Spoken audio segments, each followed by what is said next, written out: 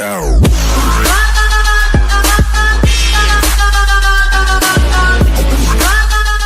A local newspaper in England got a tip-off about big news from America.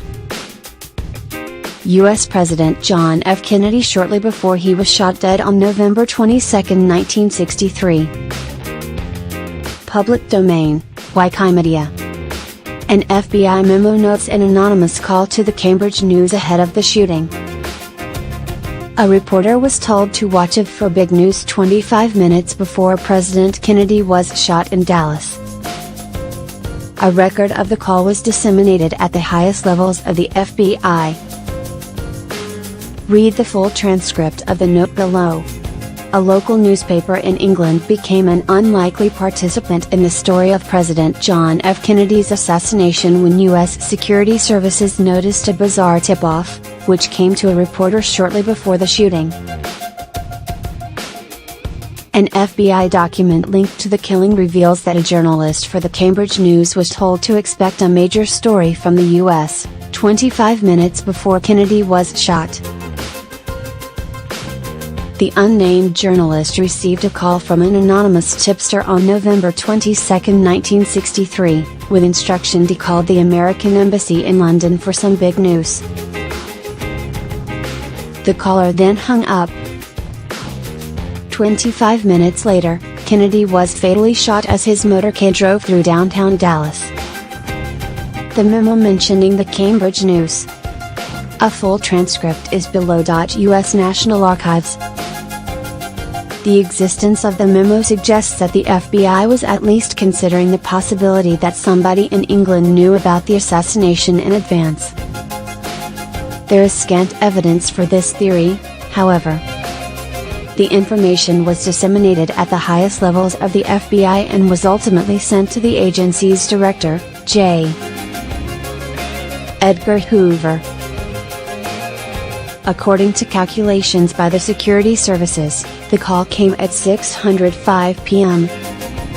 in England, which was 12:05 p.m.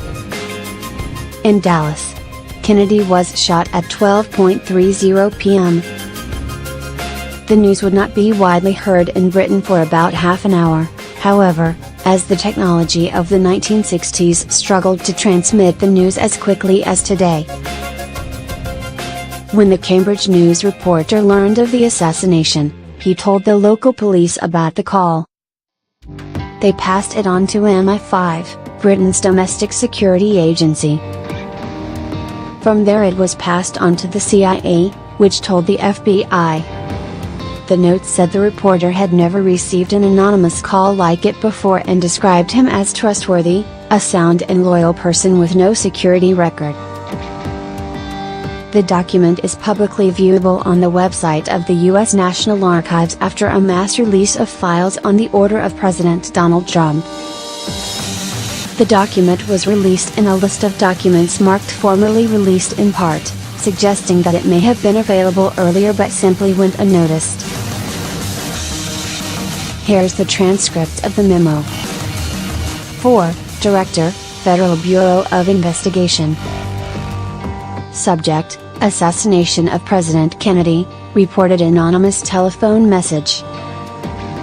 The following cable from the CIA station in London was reported orally to Mr. Samuel Pepich at 0930 on 23 November. The British Security Service, MI5, has reported that at 18:05 GMY on 22 November an anonymous telephone call was made in Cambridge, England, to the senior reporter of the Cambridge News. The caller said only that the Cambridge News reporter should call the American Embassy in London from some big news and then hung up.